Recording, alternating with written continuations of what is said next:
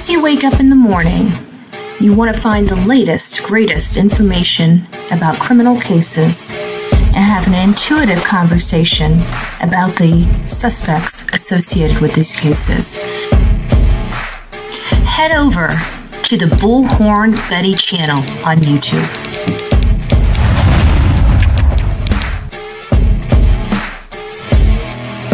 Get breaking news right here on the Bullhorn Betty channel. Welcome to the Bullhorn Betty Coffee Club. Enjoy your stay and enjoy your day.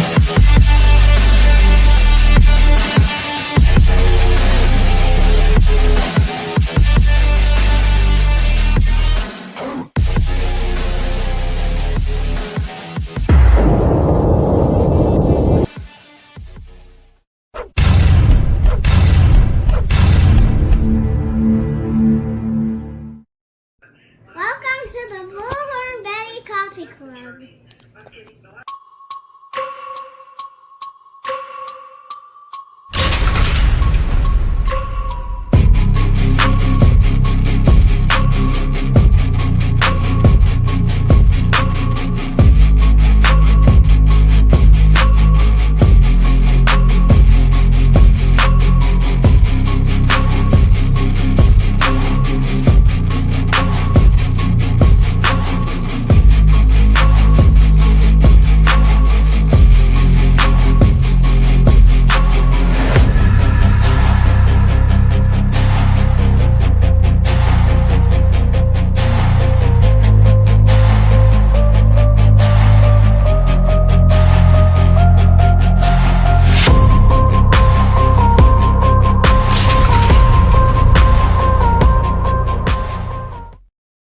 Hey guys, we have breaking news information in the Sebastian Drake Rogers case that I reported on several days ago about this unscrupulous PI hired by the mom and stepfather of Sebastian Drake Rogers to run interference.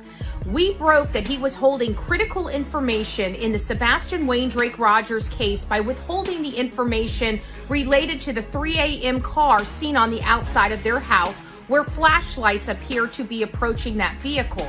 Now all of a sudden it's back to being a trash truck, which couldn't be further from the truth. Moreover, he's saying the field of sight is much different than what it truly was that evening. Moreover, we have photos depicting what that camera footage would have looked like and the angle of that camera from my trip in June. Now, this distraction is after the revelations of 5 Department of Children and Family Services reports on either the mom or the stepfather in the home of Sebastian Drake Rogers.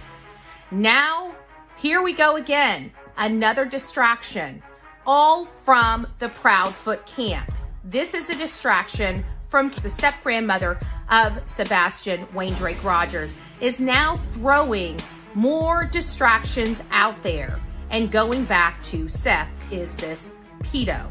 But when we were talking to Yada, the cousin and family member of Katie Proudfoot, we learned she had a boyfriend and she was only in the state of Virginia around Seth for a limited amount of time when she was younger.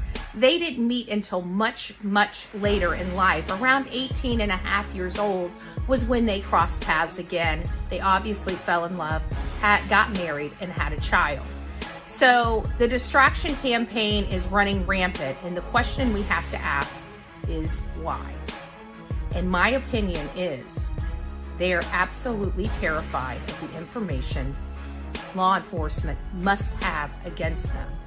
I have no idea what is going on, but every time we start seeing these types of actions from persons of interest in a disappearance or death, we know we're sniffing up the right alley. Hey guys, Bullhorn Betty. I have breaking news related to the Sebastian Drake Rogers case.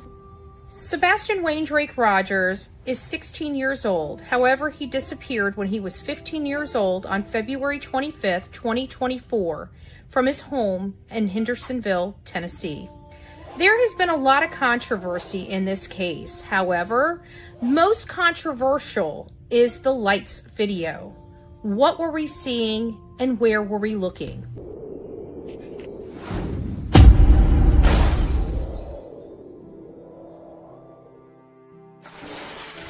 information has come out related to the lights video and the potential viewpoints of what we could not see come to life and light. This is a very interesting piece of evidence, in my opinion, because the unscrupulous PI has been working around the clock to discredit anybody with factual information of this case and about this case. He has went as far as to prepare a report that identifies the field of view of a particular camera that picked up the lights video, trying to manipulate people in believing it happened in an area it had not. This is the latest information, and I have to say it's pretty important for everyone to check it out. Here you go. Wall away, and now I'm going to reveal my image with the wall taken away. And now you can see the building that it's looking at, and it's a pretty good match.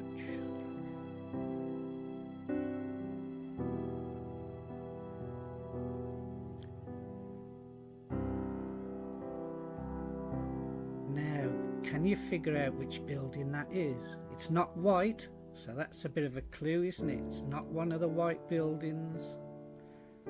It's a red building, it's got bricks. But what is this light here? We can see it. I can change it completely today in a minute, so you'll see the whole building.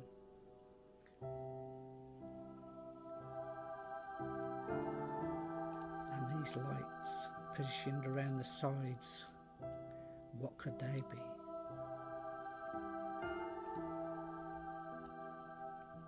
So are you ready to see me turn night into day? Watch this.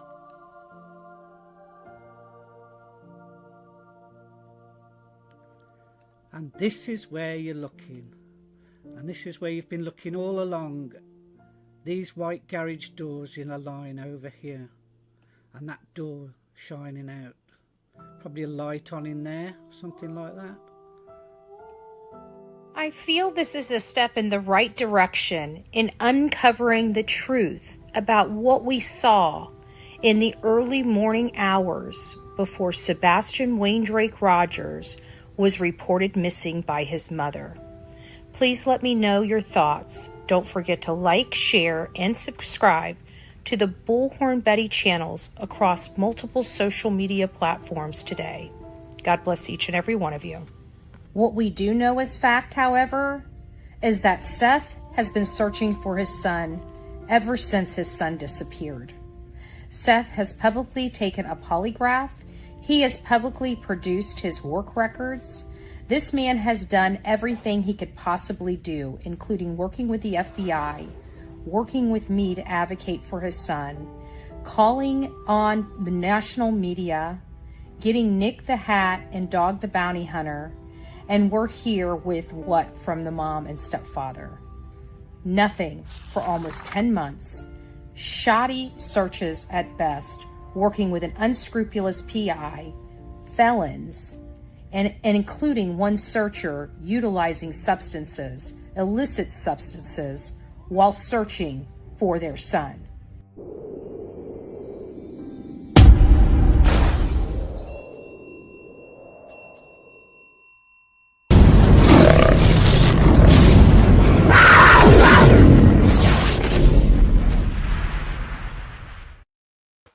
Well, good afternoon.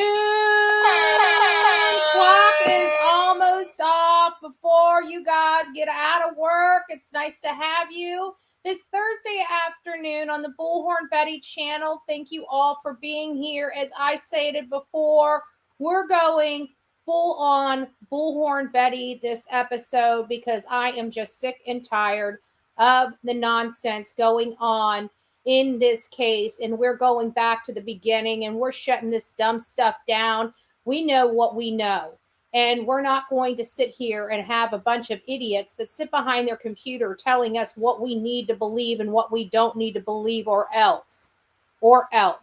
Before we do, since we've been working on this case for John Benet Ramsey, and since I decided to put it out and you guys have never seen it in 4K quality,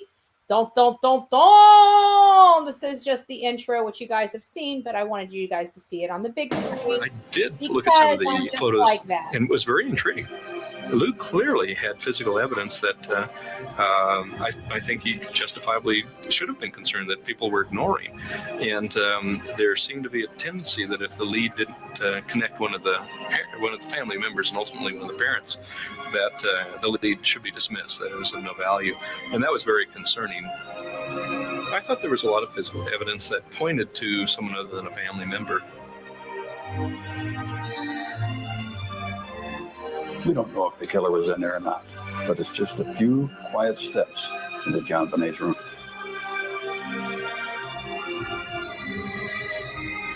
She was asleep in bed. The photographs show that the sheets on her bed were clean. There was no sign of urine on those sheets. There's no evidence that John Benet wet her bed that night. There was no signs of a struggle in this room. Welcome to the Bullhorn Betty channel as we dive in to the case of John Benet Ramsey, a 30-year-old cold case. So there you guys have it. You guys have my, that is the intro, which you guys saw, but you didn't see it in 4K quality. And since I've got limited time, after conversing with my little sister last night and yesterday, I do have a planned path forward. We're going to do 2 alternate endings. So we're going to have main information at the beginning, and we're going to have our theory 1 and theory 2, and it's going to explain. The theory 1's going to have like 3 different persons of interest, and theory 2 is, the parents or the brother doing it. So being responsible for it and what that looks like. That was the best path forward that I could go with on that, just to keep it separated, because there's still such a split environment related to it. Now, I have my personal opinion so far as to what I think happened, which differs wildly from most everybody else's opinion. And so I figured with a proper timeline and good explanation, I think I'll convey why I think, and mine's going to be a little bit of a jaw dropper, I think, from everything I've been reviewing. So I say we are, but it's really me, because that right there, that intro there took 3 hours to do. And I've got, I had to stop right about 6 or 10 minute mark on the documentary after seeing the Lore Lodge for the Sebastian Rogers case. It made me say, whoa, horsey. And since I am not off the fence that it is a family member, I figured the best way to handle this is the 2 theories. And the 2 theories, each one of them has 3 individuals in both of the theories that will be broke down. It's going to be a little more difficult. I'm going to try to keep the length of the video down to my length that I wanted to do, but it's going to be a little more complicated to make sure that this is done right. So working on it, guys, working on it, just trying to figure out which way to go. So now that I have an idea, that is going to start coming to life, the John Benet Ramsey documentary that I will be doing. I hope you guys end up enjoying it. And it's going to be probably one of the bigger projects I think I've ever worked on, because, again, this was supposed to be a big project for Summer Wells, and I haven't been back out there to get the key information that I need to, because I recorded wrong and didn't check my recording, and that was almost 2 years ago. So that kind of came to a complete standstill until I can get back out there and get the one clip that I need to get, and it's walking down their street explaining some things. So anyways, I hope you guys will enjoy it, and I hope you guys do support it when it comes up. But getting on to the full-blown Bullhorn Betty, dun, dun, dun, dun. We're going to go first to a press conference with the sheriff. I think this is important to start out with. And so it was as many of their press conferences were, a little camera shy there from the sheriff. So we're going to just go ahead and play it and see what the sheriff has to say. Many of you guys have already seen this, but in my opinion, it is not, nobody's really talking about it. And let's go through this, and we've got a lot to go through packed in this In a hour. few moments, I'll go through some slides and show you what we've done over the past 4 days of searching. Really wanted to come to the community and ask for your help.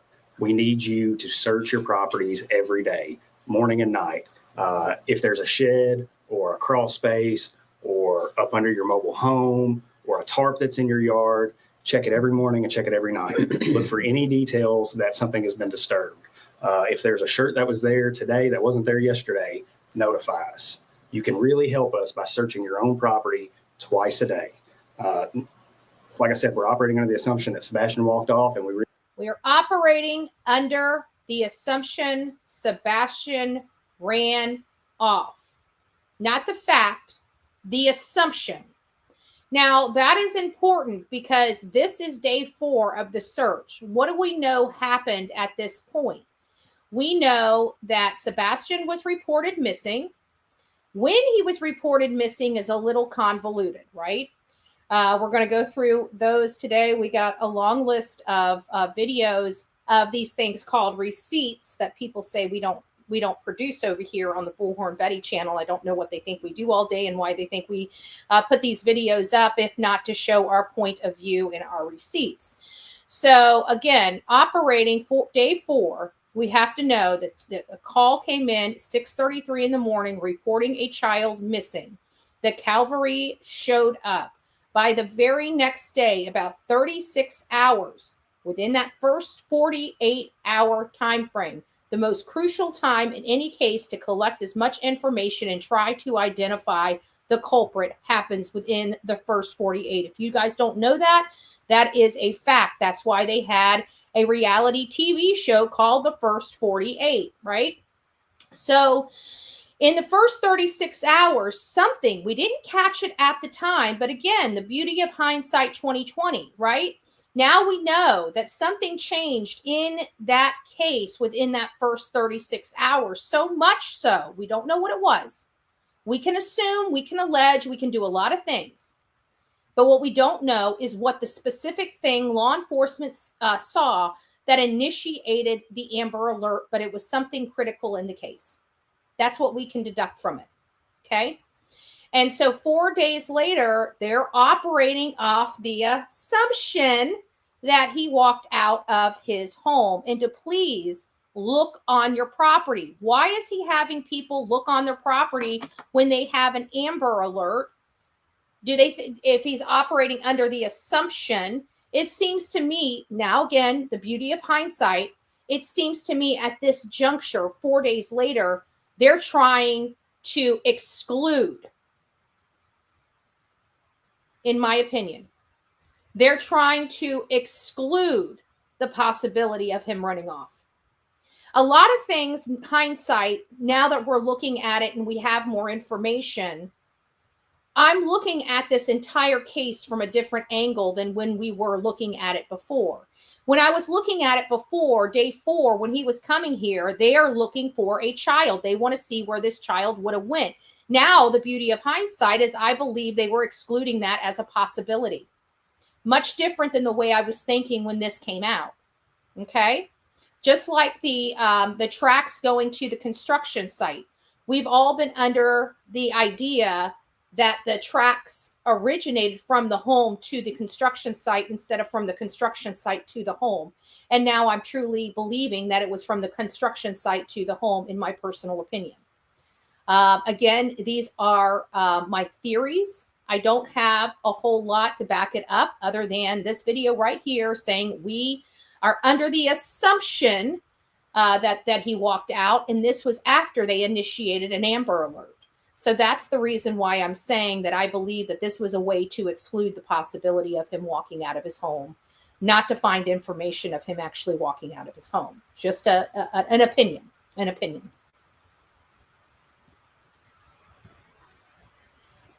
really need your help to ensure that he is brought home safely. Okay, and when Chief talks about searching your homes, if you've got a farm, we are aware, we're well aware that the tendency to follow creeks is great, and we've actually done some case studies, some history on calls and searches in the past where young men or young women have traveled to creeks. So we want you to look at creeks. We want you to look at. Okay. Now, Bev is me. Another channel is making fun of Mob Crew and Pincho, saying they aren't flashlights. Well, it's kind of funny because I believe that the Unscrupulous PI finally conceded that he believes it's flashlights. So they can make fun of all they want, but we do have a mockery card in the deception deck, which basically is saying they are using mockery because they've got basically not a scintilla of information to stand on. So if they're making fun of and or mocking another creator, it's most likely that that other creator that they're mocking has already won the argument. That's the way I look at it. Just a little perception. Ponds, and if you look at a pond, look for foot tracks around the pond. And then we'll go into, when Chief's ready, we're going to go into pictures and we'll show you our operational periods and the maps that we use to track our searchers. Now, this is going to be an interesting map as well. Okay, so this is day one, and I like these maps because, as you learned on the Mob Squad last night, these maps here have multi things going on. You've got drone footage being outlined on here, and those are outlined, color-coded outline of the drone footage. Then you got the aerial maps. Then you got the feet concentration.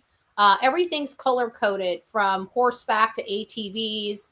And even the drones. The drones themselves are color coordinated. So whenever you have like 2, 3, or 5 drones, those drones have their own color to plot their searches in the air, along with, as you can see, the aerial rings and searches. So we can get a good idea of what area in concentration they were. And I got to say, you know, there are some, especially the aerial and drone searches went a lot further out past the physical search on ground, as you can see, just from this map alone. That's everything that I have, you know, take from this particular map that they're showing.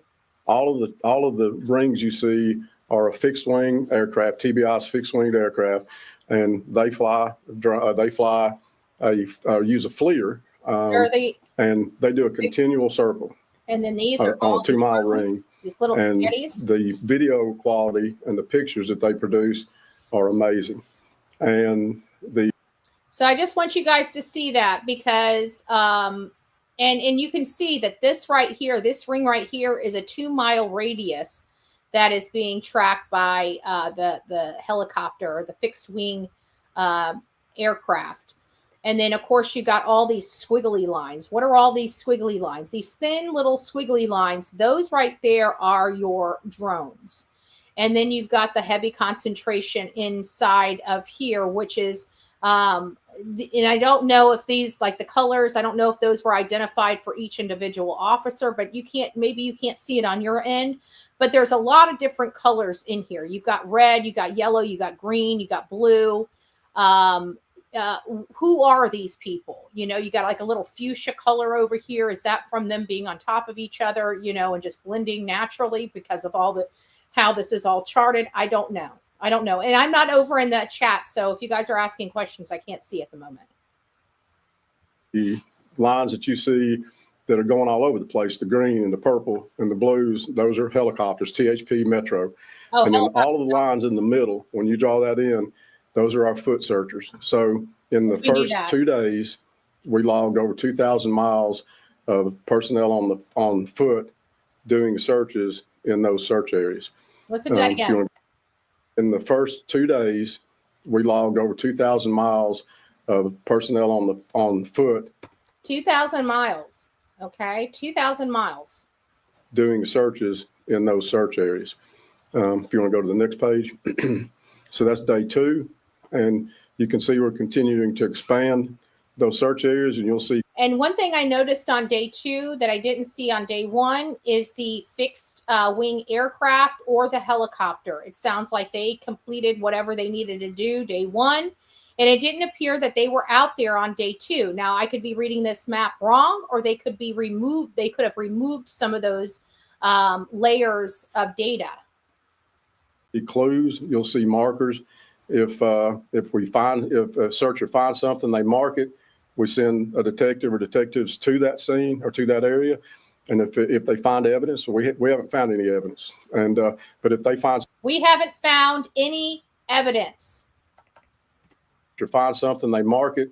We send a detective or detectives to that scene or to that area.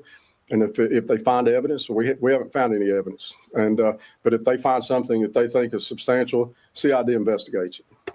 I wonder, as sneaky as this, and it's not sneaky in a bad way. They've got to be protective of their the actual case at hand. So I don't, there's parts of me that believes they have to manipulate the audience because, the public, because of how close this case is and how tight the community is and trying to contain. I don't know if you guys understand, but it's very, very hard to contain information in a small town. Okay. Everybody knows everybody. Everybody's talking at the supper table. A clerk could just accidentally in a conversation let something slip. Next thing you know, it's being leaked all over the place. It just works that way. Believe it or not, it just works that way. So I understand why they're keeping information, but as quickly as he corrected to make sure that everybody knew that there wasn't any evidence, I have to believe that there might have been evidence that they didn't want to disclose, because we're at day 4. We know that there was an Amber Alert at, within 36 hours, which is saying that they found something, guys. I'm sorry, but we didn't realize how difficult it was to have an Amber Alert, active for a child. Thank you so much, D-Real. Thank you, guys. And yes, I appreciate all of the love and support, guys. We are doing a fundraiser during this live for attorney expenses. So if you guys have anything, would like to contribute, you can do it here or through the GoFundMe. I appreciate all of the love and support. You guys don't know how much I love all the love and support. I really do appreciate it. And I just want to personally thank each and every one of you guys for being here each and every day, supporting the mission that we have to bring Sebastian home and to bring Sebastian home safe. With each passing day, we know the statistics. We don't have to remind ourselves of the statistics or how important it is to find some leads that will bring some resolution to what happened to Sebastian Wayne Drake Rogers. And that's why we continue to hit this. That's why we continue to stay focused. We're trying our best not to engage with all the drama and chaos out there, but it does have its tendencies of sucking us in. So we've got to be stronger, and we have to have better willpower than to engage in the stuff that's really hindering these cases. And we need to stay focused on Sebastian. We're coming up on a year. This is, we're past our critical time. And I need as many people focusing on this case, passing around this case, making sure you guys don't lose interest in the case. I feel like we're getting somewhere close. Something is bound to break. We've got to keep forging ahead. Just my personal opinion. Go on to the next day. That's the next day TBI was back. That second day we had there's the fixed wing aircrafts on the second day. Really bad weather, the rain, and so these are the rings from TBI again, and they did some almost tri-oval type figures when we were looking at particular areas, and they were looking. These are really good maps to be if we can get these overlaid on maps that we can read. This right here is gold for our searchers, our ground searchers that are still going out there, private ground searchers. Streams at that time, and a lot of helicopter, and then more ground troops. And then we got one more day. And then today we're expanding west, and you can see those areas that personnel are searching. And so what we do is we get them in, and we've got an app that they utilize, and they create tracks, and you can see the tracks in those sections. Do we find it a little odd that they have 1030 Kellen Lane circled and standing out with a CP next to it? Do we know why that's there? Do you guys see this here? Like, this stands out more than anything else. And it says 1030 Kellen Lane with a big old circle around it, standing out. That's not their home address, unless that's just the way that they have to put it on the map. I don't know. And it says right here, CP. And I don't know what that means. And I just happened to see it because I'm about to move forward. I'm about to move right past here and get back to where they're speaking because we got to condense some time here. Is not Sebastian. Secondly, if you're out searching your field and something happens to you, someone needs to be able to call for help and tend to you while we're on the way to help you. So if you're searching, please search in pairs and be safe. And that's always a good standard is search in pairs. I don't really go out into the woods unless I have somebody with me. So if I'm alone, the chances of me being out in the woods searching for somebody are slim to none. I'm most likely doing commentary or fact finding if I'm alone. What's the weather been like to possibly affect the search? Weather, our primary concern with weather is for Sebastian. So the cold, the rain that we got and the cold temperatures yesterday and into last night gave us concern for hypothermia. But for rescuers, we put rain gear on and we go, our mounted people. So I want you guys to understand that hyperthermia, okay? Hyperthermia, the nights that he was missing. Hyperthermia. You guys understand? If he walked out of the home, the chances of him surviving on his own in that weather was not good. Camera photo at that address. Camera photos at that address. What does that mean, Lorraine? Because that having that just popping off the map all by itself, it almost seems to me that camera position is CP. Someone has to pay for all of this. It was very expensive search. Yes, I agree with that. Isn't that the address where the video had been obtained? I could be wrong. Definitely wouldn't go to the woods where I know, no crap. Oh, is that the neighbor's house? We went on that weird guy's show with the big eyes. I don't know. I've never seen that. Send it to me if you know what show it was. The big eyes. I've never seen it. I'd like to see it. If you guys know of any neighbors that have given interviews other than Miss Bobby, I think I've got all of Miss Bobby's interviews. Send those to me. I'd like to review what was said and source those videos or the people. I'm not going to contact them or anything like that, but I'd like to make sure they are who they say they are in this. Okay, so we're going to start. I'm going to show one more video because I think it's important. This was when the parents went to TBI. We almost forget about this. We're going to have a little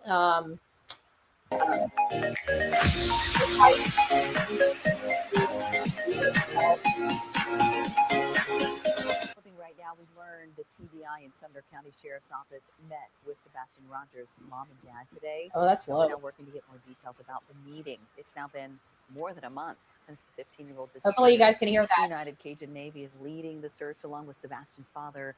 So far, investigators say there's no evidence that there's or is not any foul play. Riley.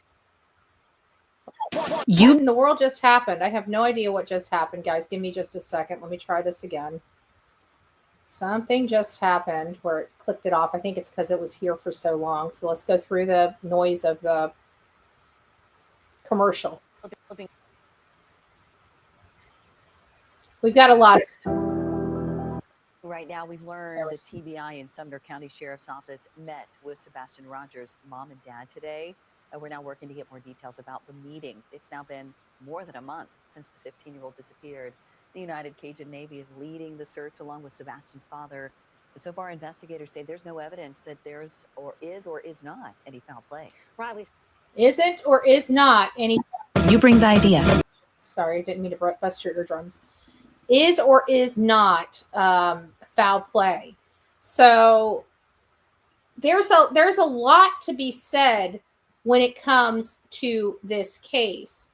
But more importantly, what's really, really getting under my skin is the constant lies, okay? The constant lies from the mom and stepdad, the constant changing of the stories from one person to another, the constant listening to social media and changing the story with the questions social media has. That's what's driving me up, absolutely up the wall. Let's have a good, strong conversation about the receipts related to this case. The receipts are this: allegedly, this child got up in the middle of the night, walked out of his home, yet there's no evidence, no dog track, and no eyewitness seeing him leave the home. However, we have cameras pointed into the common area, seeing people moving around in the early morning hours while it was still dark outside. And we've been getting some additional information from other residents in the community that somebody has a camera where there's a lump appearing on somebody's back as they're carrying something to a car. We're hearing that lights inside the home. Now, remember, these cameras can't seem to pick up the front door, but they sure do pick up the lights going on and off inside the house, so much so that they can see a shadow moving from the front side of the house to the back side of the house before the house goes dark.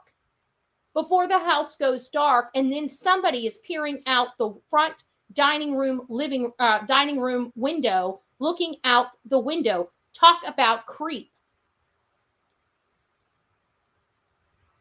And then we learn that all these people this family's associating with is basically just a hired hit squad for anybody that has any relevance in this case, any information in this case, or just trying to find the missing child, which makes us wonder why.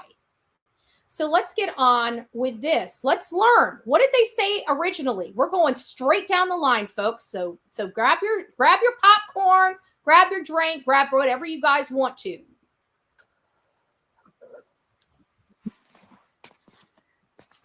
And you did tell me that Sebastian is not a runner. He's not. It's okay. Take your time. Sebastian does not have a history of running. The young man doesn't go outside very much. I mean, everybody in the neighborhood knows him. Doesn't go outside very much. As a matter of fact, his father says he would never go outside without shoes on because of an ant incident, or leave the house.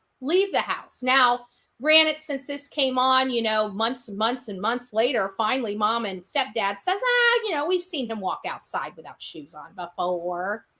Really? But have you watched the boy walk out of the house and into the dusk with no shoes on and freezing cold temperatures? Probably not. He is very to This is coming from a man that allegedly wasn't even there, by the way. himself, so to speak. Between the hours of 12 and 6, he has basically vanished. Walked out of the house, the door was locked and gone. Walked out of the house. Let's listen to this. Walked out of the house, the door was locked, and just vanished into the night. A boy that doesn't even go outside. Make that make sense. Doesn't even go outside, but they're absolutely sure that this boy that doesn't go outside, that nobody saw from 9 o'clock the night before to 6 a.m. the next morning when he was reported missing, nobody saw him. But allegedly the first thing that comes to their brain is this child just got up in the middle of the night and walked out of the house, even though he's never, ever, ever done that before. But here's the kicker. Not only did the temperatures drop down into the 40s, possibly the 30s that night, he left the home without any shoes and without a jacket over his arms. This child that doesn't like bugs, dirt, dirty water, being dirty, has problems with people that he doesn't know, loud noises, and has a grass allergy. But has managed to walk out of the home. No evidence, right?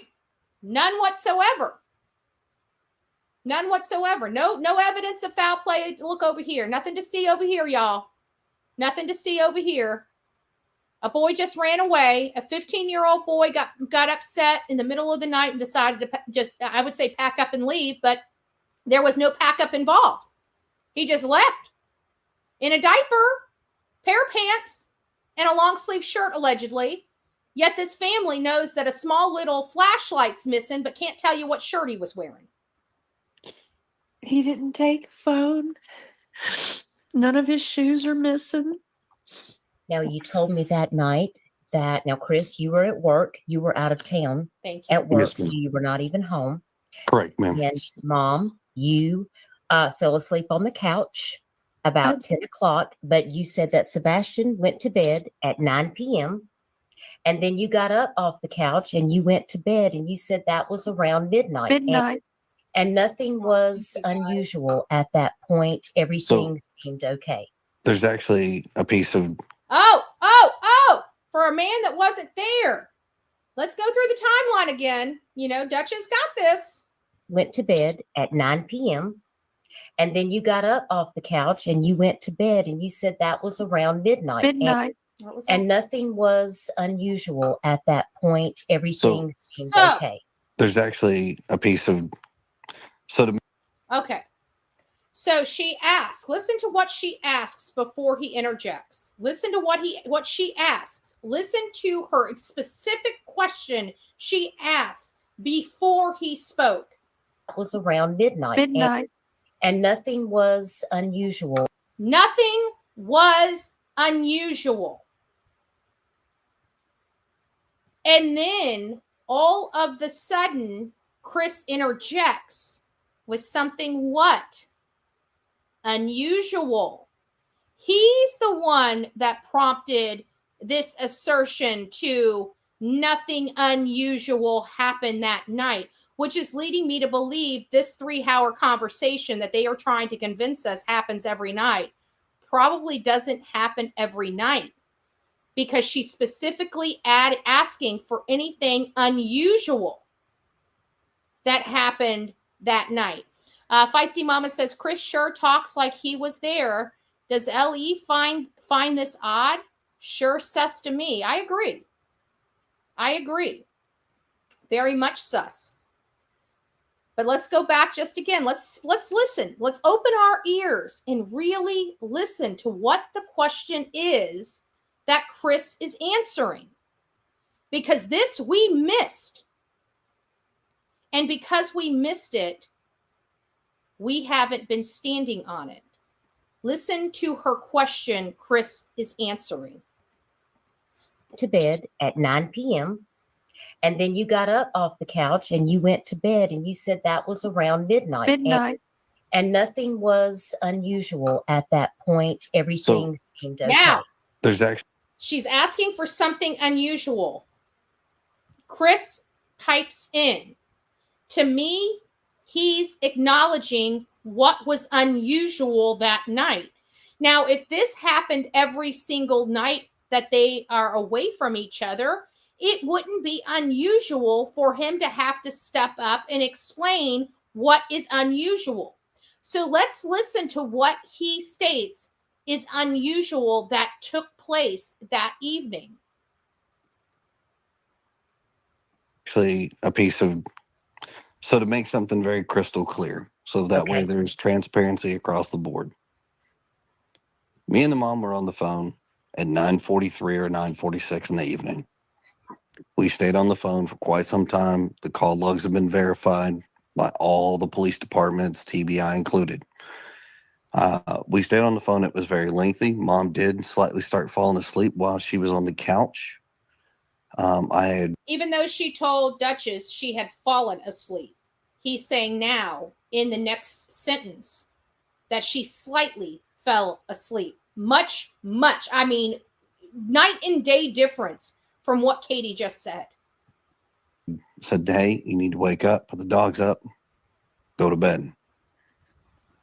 Now, mind you, that was right around midnight, just before midnight or right around midnight. Mm-hmm. So then mom does go to bed and wakes up early in the morning to go wake her son up, get him ready for school. And now we have a worried mom who can't find her son in the house. Mom made an effort to look and search several times. Mom has called me at the time and asked me, she was like, I can't find him. was like, do what? She goes, yeah, I cannot find him. I said, well, hang on. I made the phone call and reported it to the sheriff's department because that's what we're supposed to do. So if that wasn't what they were supposed to do as parents, is report that to law enforcement, would they have? Because he's saying the reason why he reported it is because that's what he's supposed to do. So she wakes up at 6, child missing, calls husband immediately calls police. That's what's being alleged here. Let's listen. One more minute. And within 10 minutes, the sheriffs were dispatched to the location.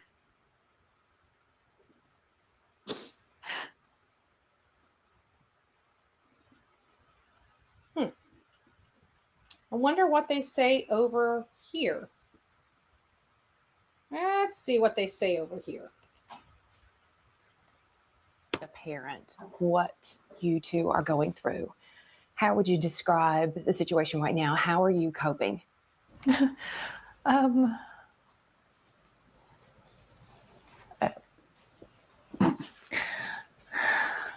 Interesting We're on a constant response. roller coaster ride of helpless and hopeless and many other emotions all in one, and it's a never-ending roller coaster. It doesn't stop. It won't stop until he walks through the door. I wouldn't wish this on anyone.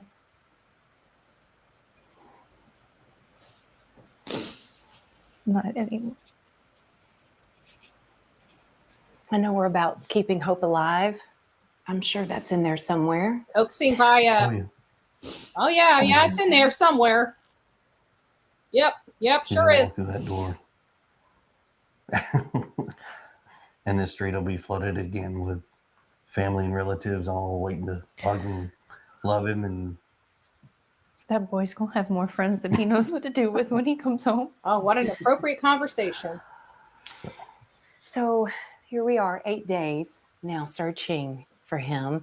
Walk us through go. Sunday night that he went missing. So walk us through, we've got so many people who really want to know, okay, how did this happen? So kind of just walk us through that night. We were out and about that day. We were having a really good weekend. We got home. Everything was pretty normal. He was playing in his room. When I told him to go to bed, he did. He said, "Good night, Mom. I love you." Say goodnight to his puppies. A little bit later, I wound up going to bed, and when I woke him up for school, he wasn't there. So in your mind, that's usually around what time? When do you normally wake up? Around 6 o'clock? 6. So were you instantly thinking something's wrong, or were you like, he may just be already in the shower, in the living room? I took a second and walked through the house looking for him in case he'd gotten up and was trying to get breakfast or something, because he did that sometimes. About 3 minutes in, give or take, I was on the phone with my husband. I said, "I can't find him."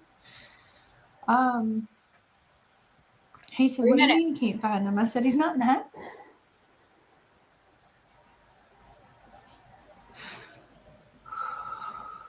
And so at that point, is that when you call 911, or what's going through your mind? While we were on the phone, and I was like, is he on the other side of the bed? The normal places he may be in the house, and he wasn't. So I was like, okay, well, hold on a minute. And immediately after that, we called the sheriff's department. Okay, immediately after that, called the sheriff's department.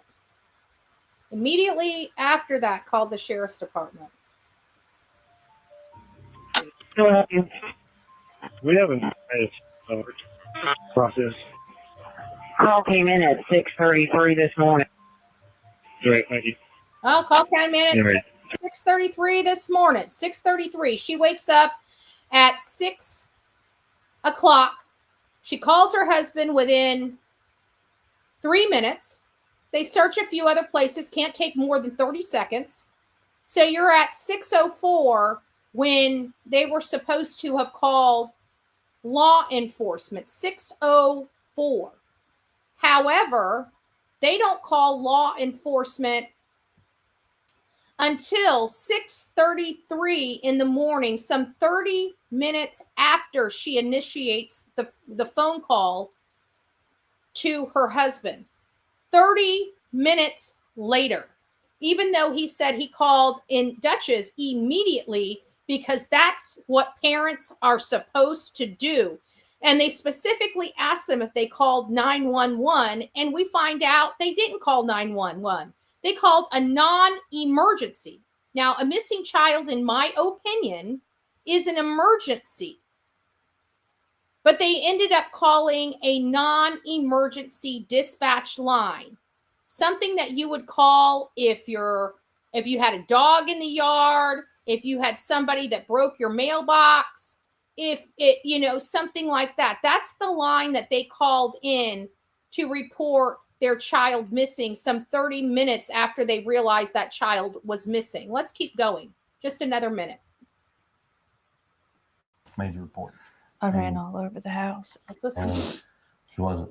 So I was like, okay, well, hold on a minute. And immediately after that, we called the sheriff's department. Immediately. Now, by shows of ones and twos in the chat, we've done this before on this interview. How many believe that 30 minutes to call law enforcement is immediate?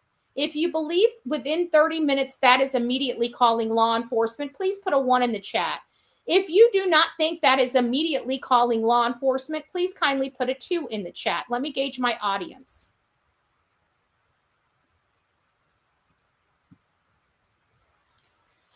Wheezy Girl says, the more new slip-ups, the more new tidbits we are all getting. All these interviews are starting to make more sense. They are. That's why you constantly see me going back to them.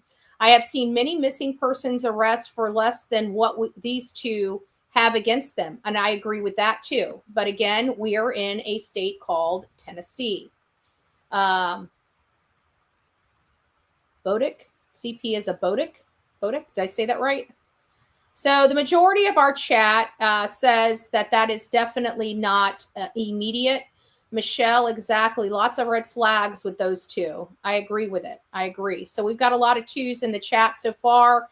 Out of 507 people, we do have 1 in the chat. We got 2 in the chat. People think that the 30 minutes is immediate. I personally, my personal viewpoint on that is 30 minutes is not immediate. But I do appreciate those that were honest in the chat. It really does help gauge the audience.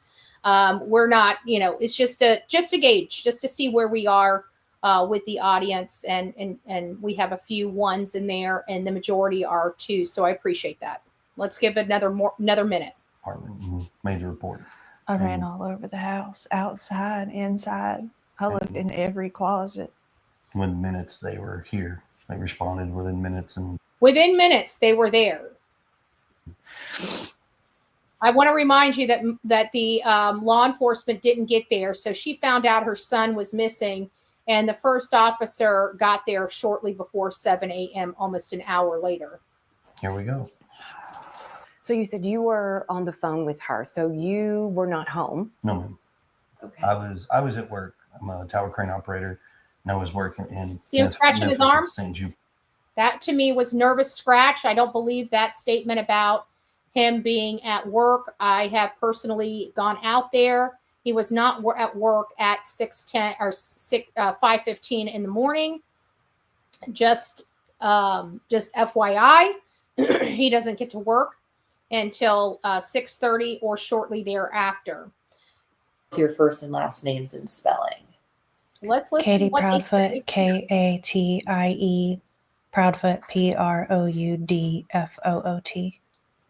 Chris, Chris, last name's Proudfoot, Proudfoot. So, first, just as parents, tell me what the last now over a week has been like for you two. Horrible beyond words. This was an experience that I would have never dreamed would come. Would come what? Honestly, true? A dream that would ever come what? True? A dream? Not a nightmare? Choice of words are very important.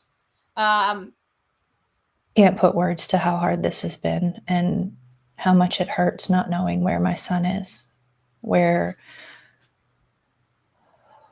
he's at, if he's okay. Just horrible is the best thing I can say. What about for you? It's rough. I mean, we were on day 11, no answers. No urgency either. Let's get over to where they start talking about what happened. I think it's right around here. He, for the most part, is happy. He likes to laugh and joke and tell you all about it. We build little projects here and might be able to help people find him in this search. I don't know how helpful to finding him, but he fidgets constantly. He loves shiny pennies, paper clips. He's always like, whenever we go to the grocery store. So he has fidget items, not just the keychain, pennies, paper clips. They never acknowledged any of those were missing. Just this little tiny flashlight that doesn't work is the one thing that they noticed, but they can't seem to figure out what their own son was wearing the night he disappeared. He's a good kid. There are no leads, nothing caught on video. Your son has been missing for 11 days now. How does that make you feel as parents? I mean, I don't have words to describe how I'm feeling right now. I mean, every day is harder than the last. I mean, we're out, we're looking, we were out and about. We had a really good day. We were out doing our thing, running around. You know, we had dinner that evening, and when we came home, we had a pretty good evening together as well. He was playing. This is what we were told. He was having a great evening. A great evening. One of the first things that I observed early on, once the proof of life video was provided to Seth, and Seth and Katie had to go up to the Sumner County Sheriff. The one thing that Seth said is his son did not look happy. And we didn't understand what he meant by that until we look at the photo from February 24th, that Saturday, when he was at in the Optimism sweatshirt and at Costco's. He was happy. His face lit up. He had a huge smile on his face, a soda, and a pizza, huge slice of pizza. His pizza was bigger than his face, sitting in front of him. And that looked like a happy boy. What we saw on the video camera inside the Texas Roadhouse did not appear to be a happy boy. Yet we were made to believe for this entire time that this child had the best day ever. Well, what we saw on that video did not bode with the statements that we have been provided by that mother this entire time, in my opinion. Let's see what other crazy stuff falls out of their mouth, shall we? Shall we? Right up until bedtime, and then some. I let him stay up a little late. This is the only interview that she acknowledges him staying up late, which we know is not true. And when I told him to go to bed, you know, he's like, I love you, Mom. I love you, puppies. And he went to bed. And I went to bed around midnight. Everything seemed fine. And when I went to wake him up for school, that's when I couldn't find him. He wasn't in his room, and he wasn't in the house. And that's when I panicked. And when you panicked, what did you do? First thing I did was call my husband, and I said, he's not here. Now, I want to put something in your brain. Told you I was going full on Betty in here, right? Going full Betty. So let me put this into perspective. This man was the last person she talked to the night before and the first person she called in the morning, allegedly. She spoke to no other person. I also find it awfully suspect that the lady was fully dressed when law enforcement got there. But according to all of her statements, she woke up out of bed, went into her son's room, realized he was not there, and freaked out and started calling her husband, started running up to the school, rushing back to meet the officers. We're going to hear all that. Yet she managed to be fully dressed and not in house clothes. I just want to know, when did she have time to wash her hair, brush her teeth, and put clothes on and tennis shoes on with all that chaos and all that frantic and hysteria going on inside her home? Somebody please tell me. Make this make sense to me. Because right now it doesn't. And I'm sick and tired of people telling me that there's no evidence. What do you think that is? Explain it to me. Somebody on the hate channels, please come in here and explain to me how this woman was fully dressed when she just pulled her ass out of bed. Please. I'd like an answer to that question. But nobody seems to have it. I'm just an idiot. Don't know what I'm doing. My husband said, "What do you mean he's not here?" I said, "He's not in the house." And he said, immediately just started, did you check here? Did you check there? Did you look here? And I ran through the house. And at that point, I was hysterical, for lack of a word. And Hysterical? we called. We Hysterical. When did she have time and all this hysteria to get dressed? I'd like to know. I'd like to know. When did she have time to put her shoes and socks and brush her teeth and pull her hair back? She didn't have a fro in the morning. You know that kinky hair that she's got. I'm telling you, you don't tame that hair, it goes everywhere. Mine does the same thing. You guys have seen me, bedhead. You guys have seen me. You know I am not lying. You don't just wake up out of bed without a messy head. At that point, I was hysterical, for lack of a word. And we called. We three-wayed the police. And within minutes they were here. Rita. I couldn't tell you exactly how long. I know it was fast. It was fast. They were there fast. Lickety split. Got there right before 7. Lickety split. I remember seeing that, but I'd like to see it again. Can somebody send me that photo? Somebody has it. I know that they sent it to me, but I don't want to hunt for it in my email. Send it to bullhornbetty@gmail.com, bullhornbetty@gmail.com. I would like to see the clothing that she was wearing in those photos in that morning where she was talking to the neighbor guy. Let's if somebody, you guys are going to have to wait. I'm about to go on the other screen, but if you guys got it, pony it up. I know somebody's got it because they just sent it to me. I just can't find it.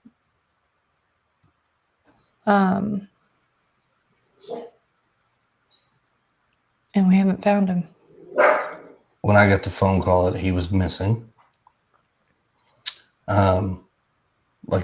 he's eager to tell his statement, isn't he? Just right behind her. When I got the call that he was missing, let me tell you what happened. Said, we asked questions like, where's he at? Check this, check that. And then we called the sheriff's department. I called the sheriff's department. I stayed on the phone pretty much most of the time. He's the one that made the 3-way call. If he would have hung up, we all know how 3-way calls work. Everybody would have been disconnected. So we can say that statement's a lie. One of many more to add to his laundry list of lies he's told the public. And then while I was at work, I asked for a relief. Got a relief. We know because his some coworker of his decided to come forward. We know he never even told the people at his job that he even had a missing son. They kicked him off the job for a poor attitude. Got in my truck from Memphis and made my way to Nashville. And that was, I guess, Monday? The morning that he was missing, yes. Okay. And And when he got home, he decided to tell the news crews, well, I think we're done with what we need to hear on that one. He decides to tell the news crews not to record his house. Not to record his house. Good gracious. If we record the house, it's going to end the case. We can't have our face on camera. We just can't have our face on camera. It's going to affect the case so much so that you can't have our home on camera. please turn your cameras around. Don't show our home, right? Who in the world thinks of the news cameras in front of your house or to go out there and tell them not to record your home when you have a missing child? Who in the world stops people from spreading the news about a missing child? And what person in the family would ever do that? You know who? Mr. Christopher Proudfoot. That's exactly who. Aha.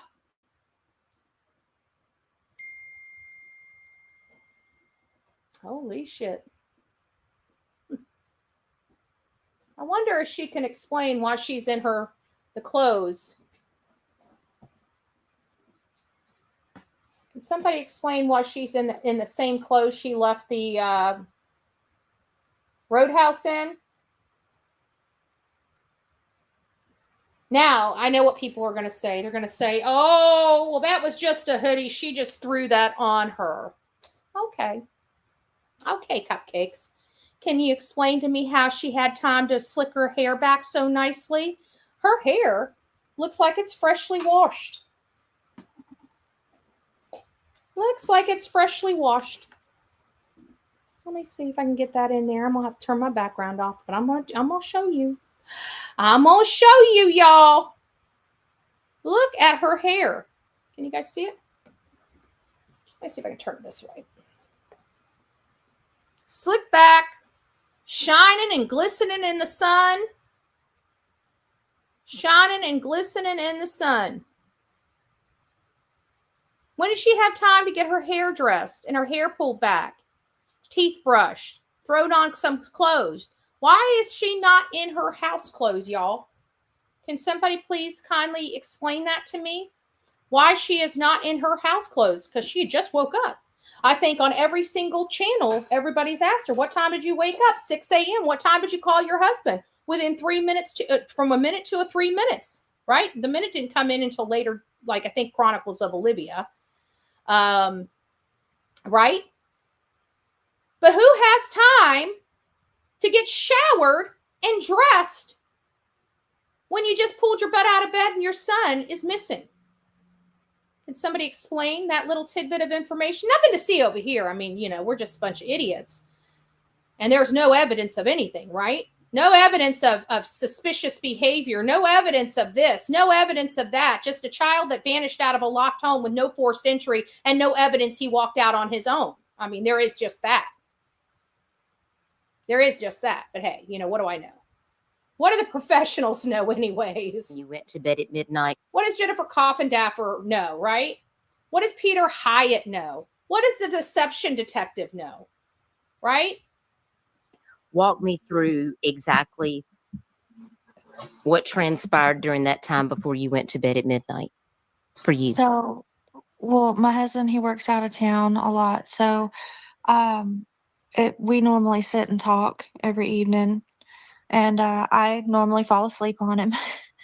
And he'll tell me, wake up, you got to go to bed. And and that was right around midnight. So I got up and he'll tell me, wake up. We normally sit and talk every evening. Then if they normally sit and talk every evening, why in the very first interview with Duchess, when she asked them, was there anything else unusual that happened that evening? And he pipes in and talks about a 3-hour phone call. She was asking what unusual happened that evening. And now, all these weeks later, we're on interview number 2. And all of a sudden, now they speak regularly. Now they speak regularly on the phone. Let's listen to whether she's trying to convince us they speak regularly on the phone. Does she try to convince us? Let's listen. A lot. So we normally sit and talk every. Oh, here's the convincing language. She just can't say it happens every night. She's got to convince us. Let's listen to this. You guys are going to watch convincing language. This is convincing language. Me through exactly what transpired during that time before you went to bed at midnight for you. So, well, my husband, he works out of town a lot. So we normally sit and talk every evening. and I normally fall asleep on him.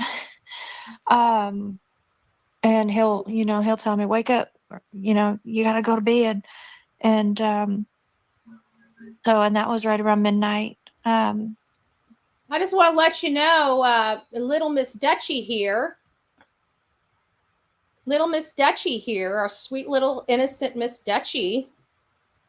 I got a question for her. I got a question for Duchess. Miss Duchess, were you also at the motorcycle rally in Myrtle Beach, South Carolina with these two? Definitely a great question to ask. How much does Duchess really know about what's going on here that she's keeping to herself? Didn't think I knew about that, girlfriend, did you? Ooh, hoo, hoo, hoo, hoo. Girlfriend. Girlfriend. Did you enjoy your fun time at the motorcycle rally, Miss Duchess, and your beau? Love the video of you guys driving there. It was great. Thank you for that information. Love to hear your answer about that, Miss Duchess. Would love to hear how you guys wound up at the same motorcycle rally. Can't wait to hear this excuse. So I got up and I put the puppies up and I went to bed myself at midnight. And, I went to sleep, obviously. And then at 6 a.m., I went to wake him up for school. And that's when I couldn't find him. All right, and Blanc. And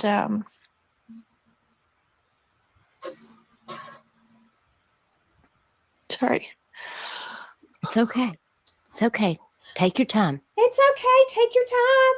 Don't worry. We're going to take your mind off of it, honey. We're just going to go to a motorcycle rally in the middle of your son searching for your son. Nothing could possibly go wrong. Just trust Miss Duchy. Just trust her. She's got Take your time.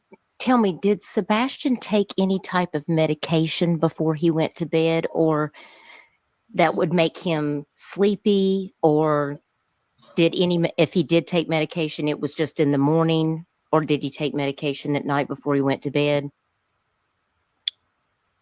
He did take medication nightly and daily.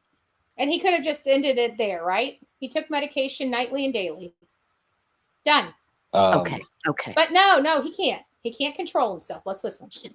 For HIPAA reasons, we will not disclose. I understand. Sorry, I had to put that in there. We can't leave this interview without, showing how dumb some people are. That's all. Smiley Story up in here. It's nice to see you, Smiley Story. Hello, my love. Now, I wonder what else. Is that all? So that's what must have happened now. So we've had so far 3 different interviews and slightly 3 different variations of what happened. I wonder if we're going to get a 4th one. Should we check? Should we check to see if there's a 4th freaking story to this child's disappearance? Just wondering. I think we should. Is there a 4th variation out of all these? I bet you there is. I bet you there just might be. Let's listen. I don't know. Can you recap the overall story of Sebastian's disappearance? Kind of walk through that day. Sunday, the day before he went missing. We got up and, fun fact, I made breakfast that morning. We had a good time. We were laughing. We were joking. He talked to family. Wow. Whole lot of different story here. Whole lot of different story. Who's heard all of this before this interview? If you've heard this story about the fun breakfast and the phone call to brag and all of this stuff about how he had this amazing weekend, put a 1 in the chat. If you have heard this before, put a 1 in the chat. If this is the first time this particular live or video was the first time you heard all of a sudden she's making breakfast and he's bragging? Put a 2 in the chat. Liar, liar, pants on fire. Let's see what the button says. L-I-A-R. You a liar.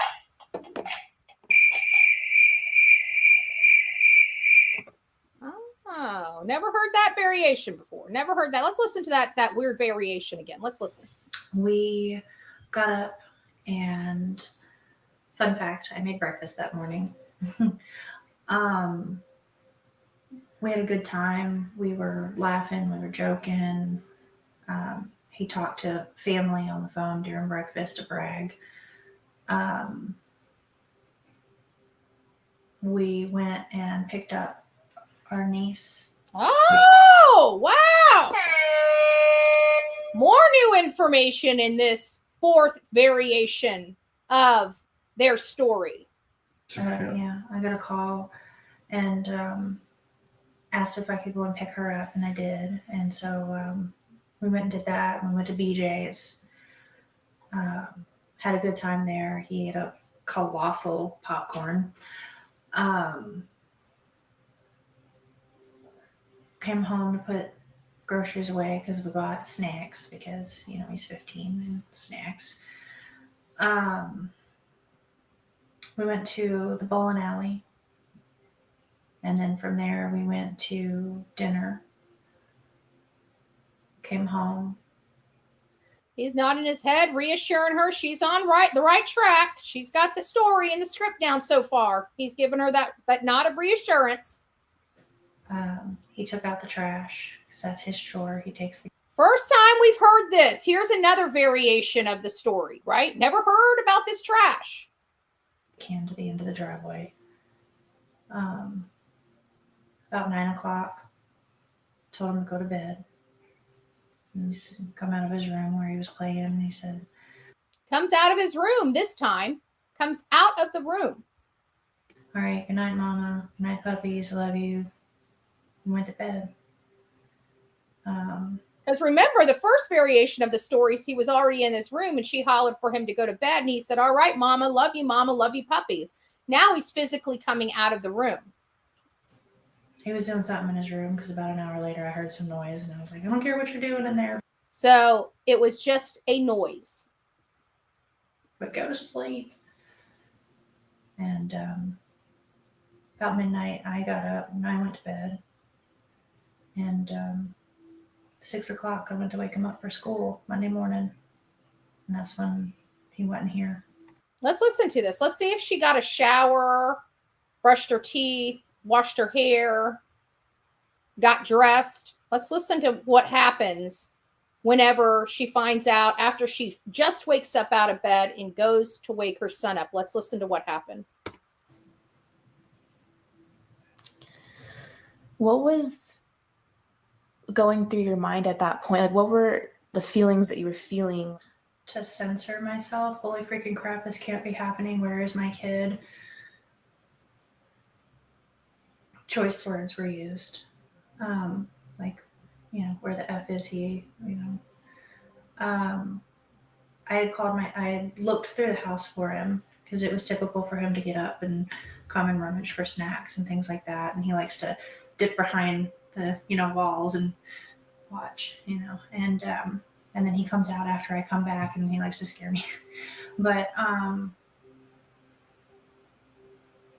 after I looked, and mind you, all of this took place in like 1 minute flat. So it went from 3 minutes to 1 minute. So now this condenses the timeline even more, right? So by 6:01, she's calling her husband. By 6:02, immediately after that, he should be calling law enforcement. But again, he ends up making phone calls because we now know that Seth was called at 6:20.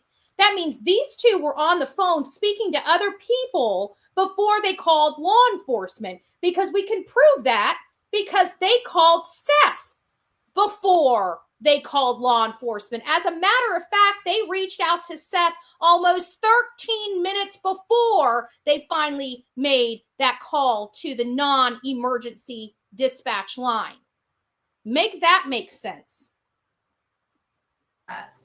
but I didn't see him in his room. I looked all over. I ran through the whole house. I looked out all the doors and windows, and I was like hollering his name. And I picked Wow, a major different variation of this story, right? We've never heard this side before. We never heard her screaming out, hollering, and all this other stuff. We never heard about the fun breakfast. We never heard about the cousin she had to pick up. Now, all of a sudden, all this stuff is included in the story. Over a month later. Over a month later. phone and I called my husband and I said, I can't find him. And he said, what do you mean? I said, he's not in this effing house. I can't find our son. And I jumped in my car and I drove. Now we hear of her jumping in her car. Why was she trying to keep her getting in her car such a secret? Why did it take her almost a month to finally acknowledge she got in her car?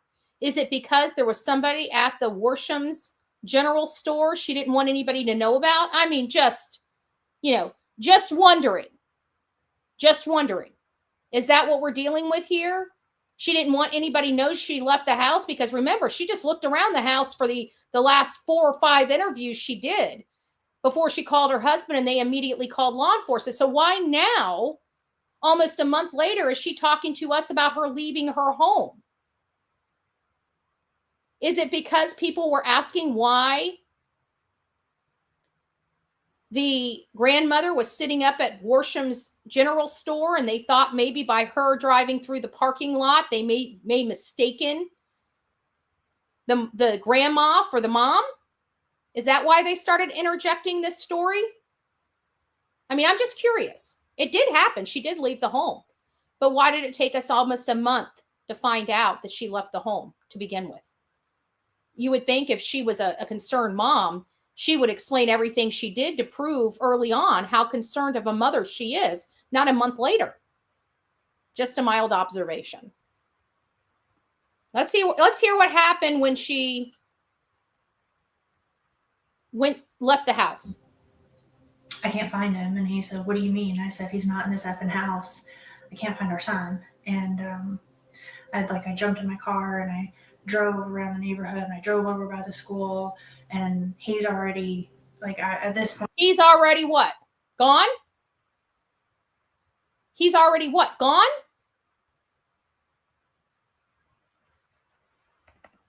Can't find our son. And I jumped in my car and I drove around the neighborhood and I drove over by the school and he's already at this point I was hysterical and I was crying, I was screaming. So all this hysteria, all this hysterics, all this craziness. She wakes up out of bed. She's in her pajamas. She goes to wake up her son so he can start getting ready for school while she gets ready for work. And all of a sudden, she can't find her son. She calls her husband. She's searching all over. She's inside the house, outside of the house, screaming to the top of her lung. It's hysterical. She's saying choice words, wanting to know where the F her son is. And somehow, in the middle of all of this blessed chaos, she's got time to get in the freaking shower, take a shower, brush her teeth, brush her hair, and be there fully dressed by the time law enforcement is there, although she got back to the house just minutes before they pulled up. Somebody, please explain this to Bullhorn Betty. And I drove around the neighborhood and I drove over by the school and he's already at this point I was hysterical and I was crying, I was screaming. We're back on track, Chris. And he was good job, Chris. He got her. Law enforcement. Three-way law enforcement immediately while she's out there. Remember, it was immediate when she was at the house. Now it's immediate while she's out there driving all over the roads. And let's talk about what we learned of her path of travel that morning. Her path of travel that morning was exiting her driveway and immediately leaving the community. She did not drive up and down those streets that morning. She went straight to the school. But the weird thing is when she got to the school, you would think of mom that's missing her son that thinks a child walked to the school. You would park the damn car, get out, knock on the door, say, have you seen my son? But instead of doing that, she bolts through the driveway, does this thing, goes up, you can't see what she's doing, and then all of a sudden she's coming back around and heading back home. So what was the purpose of leaving the house to go look for your son if you weren't even going to stop the car at the school to look for your son? Somebody make it make sense to old Bullhorn Betty here that doesn't seem to have a clue about what's going on in this case. By all means, school me. School me.